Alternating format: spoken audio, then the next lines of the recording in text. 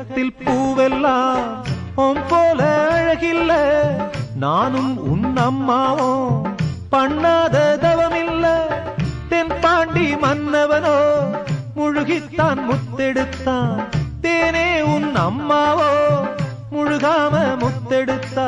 கண்ணே தெய்வம் கண்டேன் உந்தன் கண்ணே சந்நிதி, ஓ முத்தம் பட்டு எச்சில் பட்டா கொஞ்சம் நிம்மதி. சின்ன சின்ன பூவே நீ கண்ணால் பாரு போதும், தொட்டு தொட்டு பேசு என்